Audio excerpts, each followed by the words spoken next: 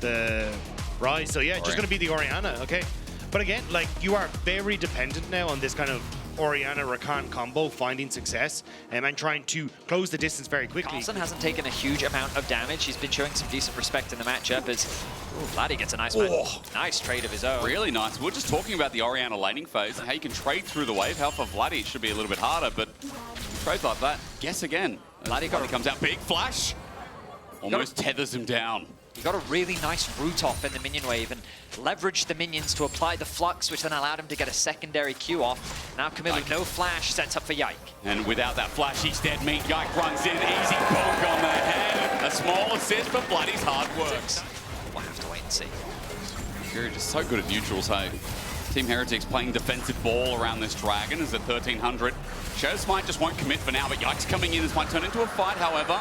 Even with 6, doesn't want to pull the trigger. Dragon moving through mid lane as well. That flash we talked about, it's still not up. Camilla doesn't have his escape path, and Yike knows it. Second Cyclone incoming, and the kill wanting to go to Vladdy. Does so with the shockwave. For that play.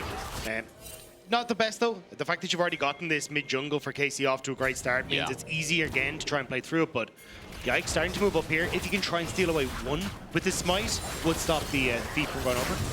So he does get it. Shao knows that 3 is going to be a hard ass though, and even Yike without ulti just shows his face now with Sheen. And enough respect's given over. 1200 gold lead for KC in this early game, and Dagger is just so rightly saying, mid-jungle off to a flying start. But look at the bot side. Vladdy hasn't gone back mid. Here it is now, the realm wall we were just talking about with the chain corruption, lay it down. Where are you going to move? Sten kept in place. Team Heretics with no chances. Vladdy sets up for a 2. The old school Rise playbook was send a few ganks into the mid lane, open him up, and then let him be unleashed on the map. Vladdy, very familiar with that style of play. He gets those 2 early kills onto Camilo and immediately translates that pressure from mid to the rest of the map. Hound's Pursuit comes out, Shao goes invulnerable for the time being. Kalista doesn't have an ulti, but he has flash, he has barrier 1 used, and Flacket now just needs a root down. The 4th shot will do it anyway. Double summon around and Flacket never. Kana's waiting. He's going to get a very nice trade. It is damage down. Carlson, don't think he has an escape out, and Kana just waiting for the rotation. Bopped around for a bit. He's in the danger zone, but as he flashes away, Kana goes into hammer form. Carlson's just dead. Solo kill for Kana. Giving away so much gold. It is nice to see that Heretics at least have a game plan in mind. But I think it was a little bit of over-eagerness from the KC side, right? Yike flashed in, try and make that combo happen. Camilo responds with the flash, but you've always got that invulnerability from Shao, which makes it very difficult to chase him down. And oh, hang on, Vladdy. Quickness. He's got a ball on top of him as well with the shockwave waiting. He's not going to get Yike. He came in a little bit late, but Vladdy's still dead. That opens things up with the call of the pack, but Shao to round these spikes. So this team really knows how to team fight. And the reason why people credit Vladdy so much, I don't think it's for his laning. It's because of how incredible of a team fighter he really is. His laning has been quite difficult, at least in the last series versus Koi, as Sten gets booted a little bit. Kana's the one with the gold lead, all 1,500 of it. He's going to be Hound's Pursuited. Chains Corruption, though, is a great cover, and he turns it. The last bullet held. Kalis saves, and Kana will survive.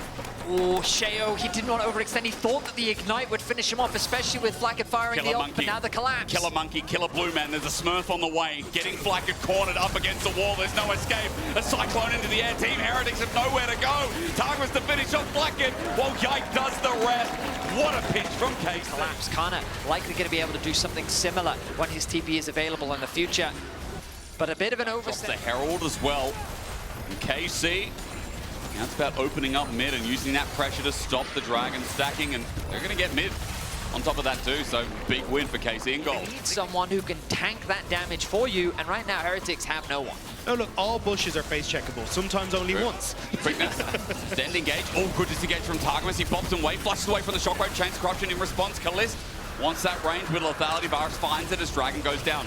Can't add to the pool as Kalista's isolated for the time being, but he's got a barrier. He's got tools to buy a bit more time. He'll run towards Shao just like Yike is doing with the second Cyclone and the flank. Target was going to be the extra engage. They just need a kill, but Heretics are losing everything else. The disengage is good, however, and with the equalizer down, chance. Team Heretics have 5 alive, and they want to find Vladdy as well, who's caught up, backs against the wall, the flame spitting out onto Yike. Carlson ran in, but now he's overheating as Shao gets the flash out of Vladdy, sends out the darkened daggers.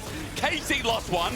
Team Heretics somehow lost 0 until now. Camilo in a 1v1, ain't gonna win it against Kana. Eventually it's a 1-for-1. Team Heretics had to fight to stay alive, and KC had to fight to thrive. Is an instant kill. Vladdy plays zone control while Artican's just going to drop. Carlson comes from the north, to use Verdius' terminology. And as I get the compass out, I want to see how it goes from the west here, because Team Heretics, as they have to run up, they're going to get pin set again. Yike again with a double cyclone. The whole of KC rock on up, and Heretics are split apart. Just outclassed, outmanned, and outsmarter than game one. The vision checked off, the poke checked off, and then Vladdy setting up with Yike to get the engage that they needed. KC decimate Heretics off the Otacon play. I mean, there've been a few blunders here and there, but a near-perfect game overall from KC. They haven't lost a tower yet. They conceded the early Dragons in exchange for some early picks. Their solo laners have been dominating. Now Vladdy. He's very tanky, though. Let's see what Carlson can do. Equalizes down. Shao's now worried. Overheating is Carlson. This is what I'm talking about. Vladdy's going to get a backup TP, but Carlson had to back away on his lonesome. Kana's now here. Heretics are making any sort of gold lead. For me, what I like about that play is it's a great demonstration of why KC is a top team. Yep. They've only got a single player on the top side of the map. They know that Kana and Vladdy, as a duo, could probably take on 4 members of Heretics with their strength. Yeah, but while all that's happening, they're still doing so much elsewhere on the map. They're punishing Heretics for even trying to respond to punishing their solo member on the top side. Happening again, though. Vladdy's moving in, and again, this guy is Frank the Tank, and with Chains of Corruption, there ain't nowhere you're going but to the bank, as KC are cashing in yet again.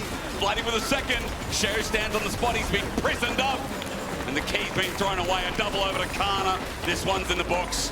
Looks like they're trying to get themselves another kill. Carlson, he does have the flash available, but where's he gonna flash to? KC secured themselves another kill, and this time round, KC changed up the plan. Don't play away from the Rise, play with him. They used the ultimate to find a collapse. They get themselves 4 kills, and they're looking to break into the base of Heretics. And then Baron isn't even spawned yet, and already Heretics are stuck in their base. This has been decimation from KC. Like, how do you try and push out of your base as Heretics at this stage? We're already looking at, base checking was difficult. The poke. Heretics need to spend the rest of this game figuring out how they're going to adapt in game 2. Yeah. Because this is what peak KC looks like. Strong performance from the solo laners. Great support. Side is stepping up for KC in game 1 as they set their sights on the tier 3 towers and look to make their way into Heretics base. Look at their siege. Like, the range is disgusting. You can't step up to the turret. Your wave clear is Orianna. I think it's also the fact that we get a game like this and we haven't had like Kaliss Ezreal come out. We haven't seen like Vladdy Silas's that he's been tending towards as well. You've still got a lot of different varieties of KC still in the tank, but this is a dangerous one. It really is. Send the monkey in, he'll do the job. And with Nexus turrets now under siege, double cyclone, you'd be grateful it's gone from Heretics, but does it really matter? Chains of Corruption will fly and stand by Team Heretics, still sitting outside the fountain. Both their turrets are now going to drop, and the engage finally coming through, but it's all defense all the time. Jumping in, it's close to a 20,000 gold lead. We're at 17,000 in the bank. KC put their stamp on game 1 in this elimination match. Marie, you summarize